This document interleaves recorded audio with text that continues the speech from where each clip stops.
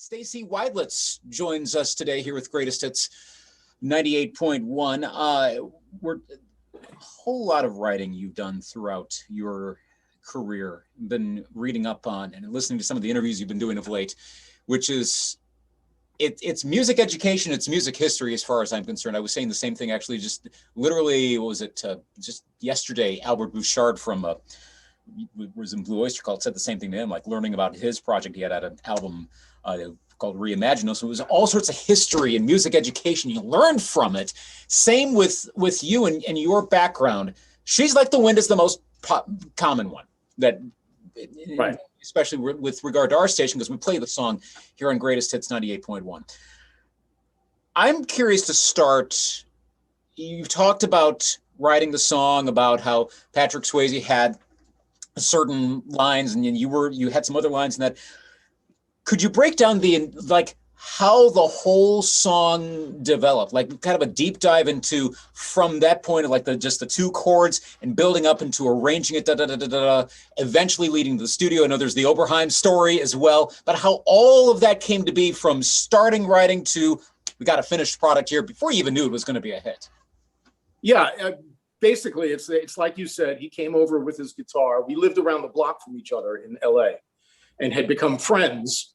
And mind you, this is also 2 years before Dirty Dancing. We were planning on submitting it to a different film called Grandview USA. So he came over with his guitar. He had been in bands in high school and on Broadway, so he had good musical background. And I was at the piano, and he started playing, C to E minor. The first two lines intrigued me, which was, she's like the wind through my tree, she rides the night next to me. This is actually even before we decided to call the song She's Like the Wind. It was just the opening lines. Then the third and fourth lines he didn't like, or I didn't like rather, and he got defensive. And he said, what would you say? And I said, she leads me through moonlight only to burn me with the sun. And he said, what does that mean? And I said, I don't care. Let's just write it down and move on. And then it was, I said to him, I said, well, it's got to move off of those chords at some point. I mean, it's fine for the verse, but I took it to an A minor 7, and then B minor 7. And then we came up, I think it was the second day, we came up with this kind of what you call a walk down in the chords, and realized that She's Like the Wind was the tagline and was the hook. And because he had Just a Fool to Believe, I Have Anything She Needs, She's Like the Wind. And so then we had this framework and the chord pattern, from there, we decided to do a demo of it to submit to this other film. And I programmed all the synthesizer parts and drum machine, brought in a guitarist friend of mine to play on it. And Patrick did the lead vocal. And my girlfriend at the time, Wendy Fraser, was a great singer who's on the final version as well. And she did some background vocals, and then this kind of duet with him at the end. And we submitted it to the film, and ultimately they didn't use it, which turned out to be a blessing. The demo basically sat in a drawer for 2 years. And it was just really completely off my radar. But then he called me all excited from North Carolina, where I knew he was shooting Dirty Dancing, and said that he had played it for the producers and director and they wanted to use it in the film. And I needed to call a guy named Jimmy Einer, who was the executive producer of the record and a legend in the record business. Mm-hmm. And I spoke to Jimmy, and he, confirmed, yeah, we think the song's great. It's a great ballad. We want to use it. Then he asked, who's the girl on it? And I said, my girlfriend, Wendy. And he asked if she was signed to a label. And I said, no. And he said, okay, great. We'll use her on the final version then. And, but again, it was, it was exciting to an extent, but the movie was supposed to be a little low budget movie, which is, $5 million movie. And as it was nearing completion, the word on the street about it was that it was going to be awful. The production company didn't know what they were doing with theatrical releases because they had only been a video company to that point. And so the impression was it was going to get a theatrical release and then go straight to video after about a week. And that, of course, proved to not be the case because it just exploded once it hit the screens and became this monster sleeper hit. So that was, and also the final version of the song was produced by Michael Lloyd, who also produced Time of My Life, and he basically followed the structure of the demo, even some of the lines in it, but he added some crucial elements that I thought were great, like the girls' chorus at the end repeating "Just a fool, she's like the wind," just to drive home that hook. He added a bar of five rather for some dramatic impact right after the sax solo, and he did a great job with it. And then when the album came out after the movie, it moved to number one very quickly, and Time of My Life shot to number one. So it was amazing. Do you still have the demo? I got asked that recently, and I've got to find it. I think I have it on cassette someplace in the house, and I've got to find that stupid cassette. I don't think I have the original tracks to the demo. Unfortunately, the studio that we recorded it at, California Recording, got wrecked in a fire, and their vault went up. So I think that took our 24 track with it. So that's a shame, of course. But somewhere in the house, I've got it. And I've got to get it transferred. Yeah, it reminds me because you've obviously done some stuff with Frankie Private. It connected to Dirty Dancing, and what the demos came out from his two songs. Didn't they come out about a decade ago or so? It was for charity, and I remember he put out the demos for that. I was intrigued when that came out. Like I'll perk up at anything that's like the original demo. Yeah, you hear the genesis of a song. That would be fascinating if you find that. Yeah, it would be really interesting. On the final version, actually, that Michael produced, he had hired a synth player named Stuart Levine as part of the session players. Great band. Lawrence Juber was on guitar, who was from Wings, and Paul Lime on drums, who now lives here in Nashville. So it was the synth player was doing these synth parts, and Jimmy Einer turned to me. I was sitting in the booth and or the control room, and Jimmy said, "It just doesn't sound right. What did you use on the demo?" And I said, you mentioned it before, my OB8, Oberheim 8, great synthesizer. And so he said, "Where is it?" And I said, "It's 10 minutes away at my apartment." So he said, "Go get it." So I ran up and down, and brought it back to the studio and recreated everything that I did on the demo on the final version. So when you hear the song, that's me playing the Oberheim, the synth parts. Also, there's a little line. I'm sitting at my piano, so it's easier if I play it. Yeah, go for it. Yeah, good. So I'm also playing it. So that would be on DX7, actually. Oh, nice. I actually have one of those at home, an original DX7 from like 1984. I came across it on eBay back in 2000. It's like my prized synthesizer that I have. I was impressed that there was an Oberheim on that, because I know at that era everything was moving digital, like, and away from anything analog. And every so often I'll hear about something like, oh yeah, there was an old analog that was thrown, like I think Richard Marx Right Here Waiting was like all Oberheim. Like I had no idea around that time, because I thought everything was digital, and just discovered this here about that song as well. Yeah, and also the intro to Jump by Van Halen, that great synth open. That's an OBA. Yes. Had a very particular, very rich sound that I thought was fantastic. Yeah. How do you approach songwriting? Like what, like do you lyrical, musical, what, when you write a song or when you write a score, maybe it's different between score writing, songwriting, however, but what is your general approach to developing a song from literally from scratch? It's taken so many different approaches. In Nashville, I've collaborated a lot with other writers. So sometimes a writer comes over and has a great idea. Like in one case, I wrote a song with two guys from the Canadian band Doc Walker. We wrote a song actually that I'm really proud of, and the video is great, called That Train. And they came over with a complete, what to me sounded like a chorus, and with lyrics and everything. And they played it for me, and I said, "That's great." And they said, "Yeah, but what does it mean?"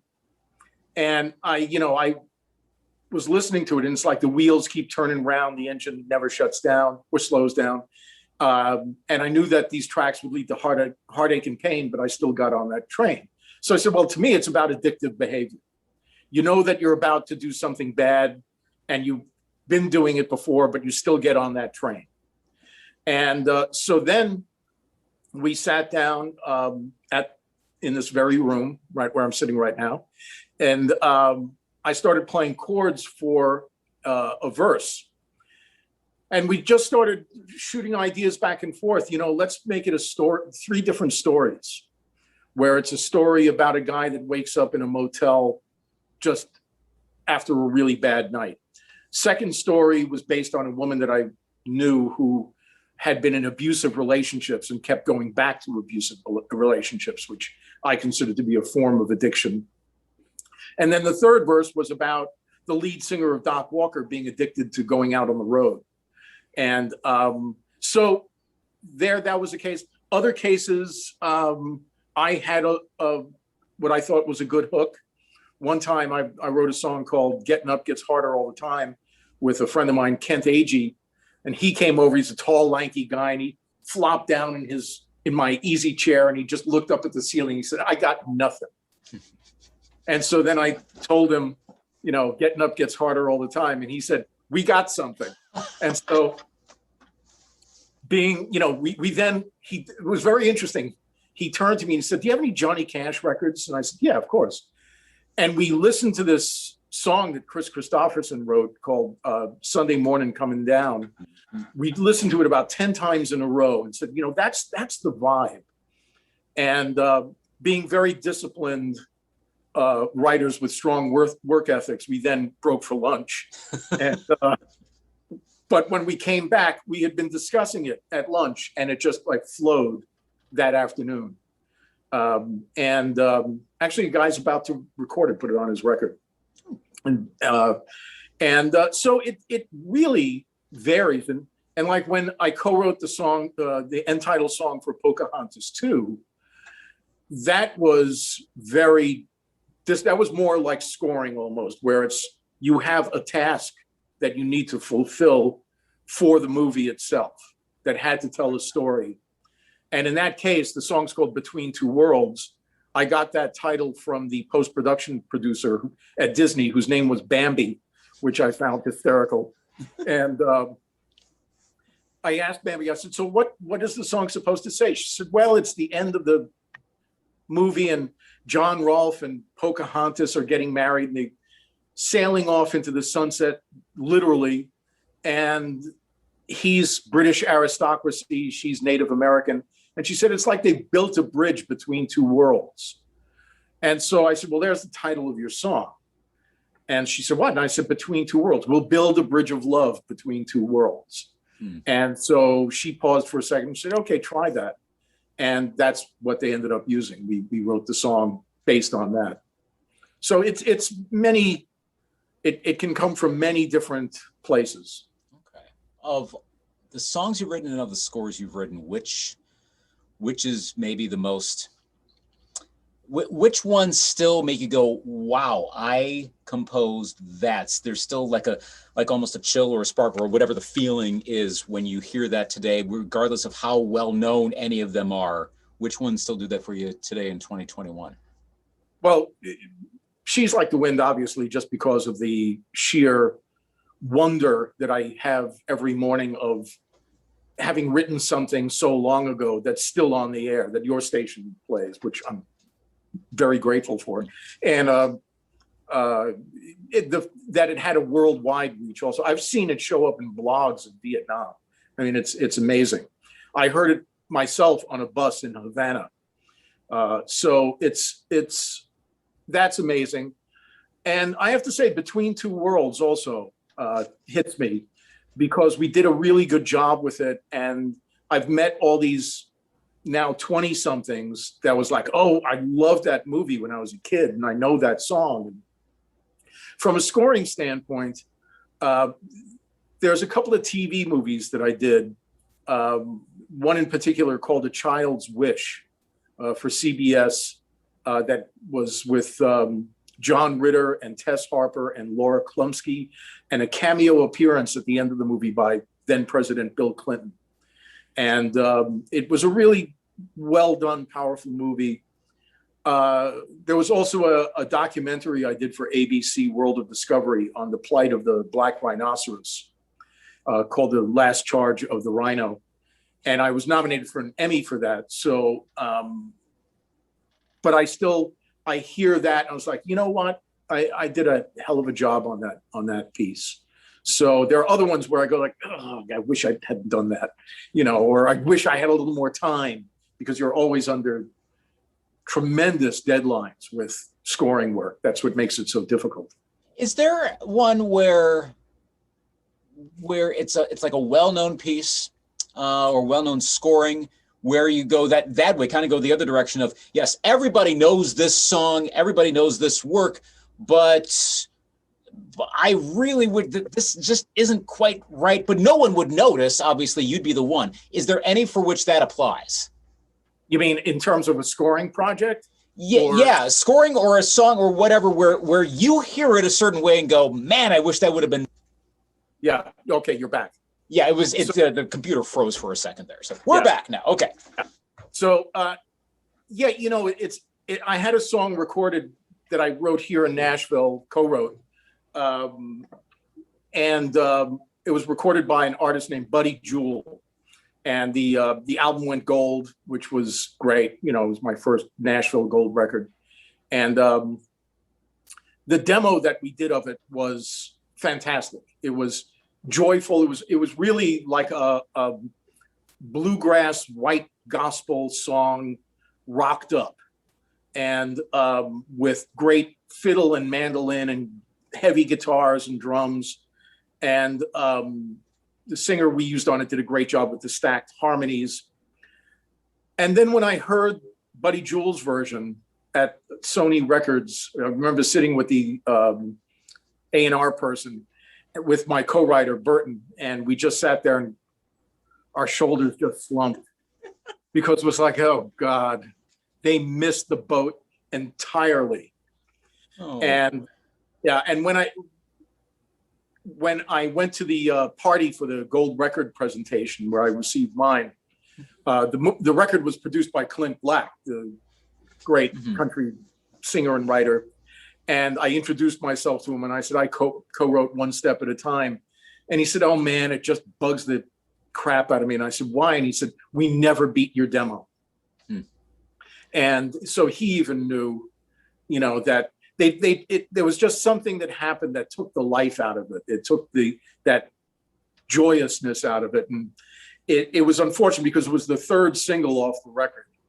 And it just didn't really, go far enough as a single, because it was just, I think if they had released our version as a single, it would have done much better. You'd mentioned in some of the other interviews about the Richard Simmons Show, and that the theme song, that was refreshing my memory on this, because I remember hearing it years ago. I mean, I vaguely remember seeing it on TV when I was a young kid, but I've heard the theme, and is that kind of neo, correct me if I'm wrong, is this the one that's kind of a little neo disco-ish with the ooh, like that at the end? Okay. You wrote that with Wendy Fraser, correct? Right. Is that her singing on that, or is that the studio other musicians? No, that's her singing it. Really? And, because what happened was, when we played the theme for the producers over the phone. It was just me at the piano and her, and she sang do do do do do do do do, and they liked it so much that they said, "Well, you know, what if you're the lead instrument on it?" And so, really, she was. There are no words, but she was the lead instrument doing the melody, and it fit with the character of the show. Became very identifiable. We were still living in New York when we wrote that in Queens, but we flew to LA for the session. And I walked into that. There were 6 musicians, including a legendary monster drummer named James Gadsden. Gadsden, yeah, who was just a huge guy too. And he's sitting there like this, looking at us. You know, we're in our 20s, and we did one version of it, which they used more at the end and all this. And we also had to do what are called bumpers, which are the ins and outs from commercials, you know, ba-da-ba-ba-da, we're back, you know, like that type of thing. And, but we tried it different ways. And then Gadsden said, let's try this. And he launched into this disco version of it with the band going along with him. And it was great. It was just fantastic. So that became the version that they used for the theme of the show. That's absolutely fascinating to know that after all these years. What's the, you mentioned playing, obviously, the keyboards on She's Like the Wind in addition to obviously writing it and having a part here or there on certain songs of Buddy Jewel one. What do you think is the best known piece of music that you play on that people don't know you were a part of, either the writing or maybe more appropriately even the playing on that piece? That that's you playing in the background on a little part here somewhere. Yeah, there are things here and there. You know, the original theme for Beverly Hills 90210, which you can only hear on the pilot episode because of a debacle that occurred with the graphics and Aaron Spelling throwing out the whole opening, including our theme. I'm playing, if you listen to it, I'm playing all the keyboard and synth parts. The guitarist is my co-writer, Jeff Skunk Baxter, who I'm still dear friends with. And the sax player on it was Edgar Winter. And that was incredible. You know, I remember talking to Jeff and he said, yeah, I think we should have sax. And I said, yeah, okay, who do you want to get? And he says, I'll call Edgar. And I said, Edgar who? And he said, Edgar Winter. And I said, you're kidding. And so, you know, then there's Edgar Winter at the session. And, you know, it was, that was a real thrill because I was a huge fan of both Edgar's and his brother, Johnny. Still one of my favorite blues guitarists of all time.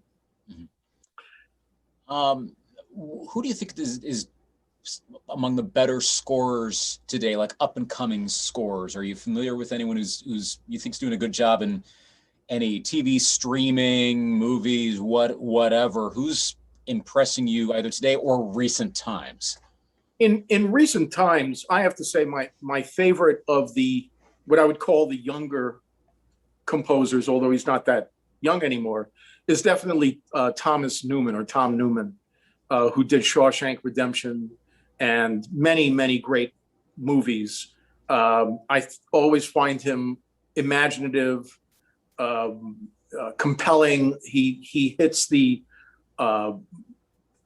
all the right dramatic notes just perfectly. There's a lot of music that I've been hearing recently. Like I heard, I don't know who the composer is, but whoever scored Queen's Gambit did a fantastic job with that.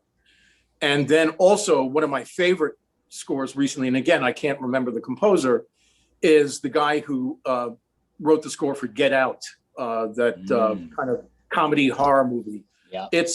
If you really listen to that score, it's absolutely fantastic. It's both creepy and compelling. I mean, it's just really brilliantly done. Sure set the tone for that movie. That was a really good one. So yeah, what how'd you get involved with opera? With working with the Nashville Opera?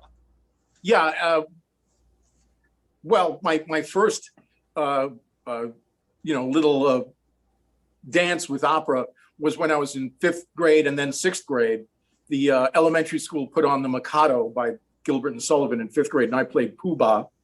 And then in 6th grade, I got one of the starring roles as the captain of the Pinafore in the HMS Pinafore. So, and I still remember every song. Nice. So, but, I always listened to opera. And interestingly, there are a lot of parallels between scoring and opera because you're developing leitmotifs, you're developing melodies that repeat throughout the piece. Mm-hmm. And you listen to a Puccini opera and you hear those themes from the arias weaving in and out, and they bring up an emotion. And it's the same thing with scoring. So I would listen to opera to see how they're taking apart a melodic figure and reusing it or recycling it in a way. But then when I moved to Nashville, unexpectedly, I got involved with Nashville Film Festival. I had written the music for a film that Patrick Swayze and his wife Lisa did called One Last Dance. It was loosely based on a theater piece that we did in the mid-'80s in LA. And after I was asked to do a panel on film music. And then I got a call from Patrick saying, hey, since the movie is going to be in Nashville Film Festival, we figured we'd fly there to be there for the festival, and can we stay with you, which was mm-hmm. And so I knew my house was going to be a zoo for 4 days. And after the festival, and the board of directors, or a couple of people on the board, asked me to join their board. And I'd never served on a board of directors or arts or any type of board. And I said, yeah, okay, this will be interesting. So by 2007, I was their board president because I made a bad mistake and I showed organizational skill. So, and I served for 2 years. And then I started getting involved with, I was asked to join other arts boards.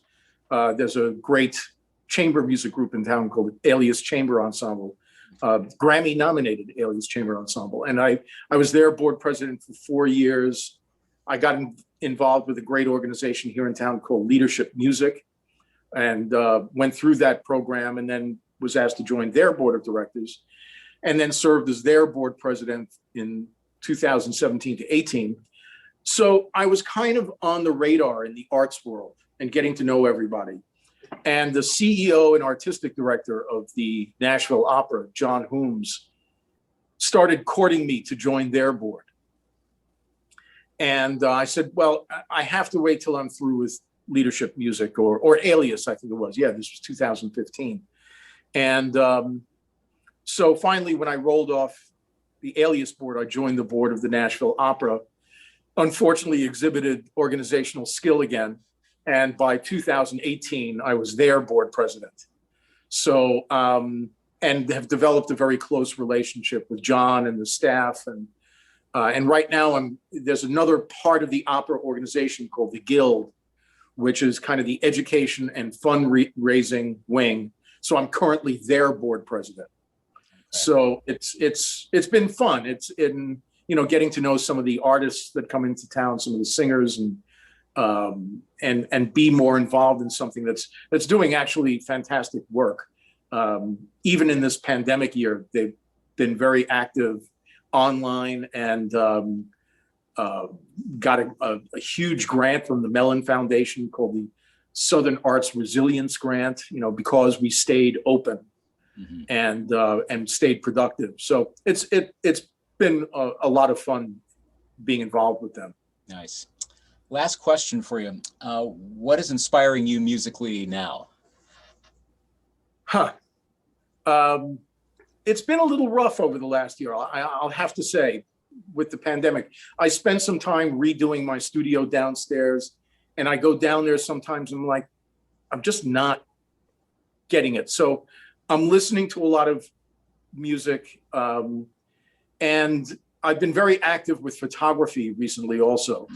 That's turned into it started as kind of a hobby 5.5 years ago, but I now have gallery representation. I had a show and 4 of my pieces have sold.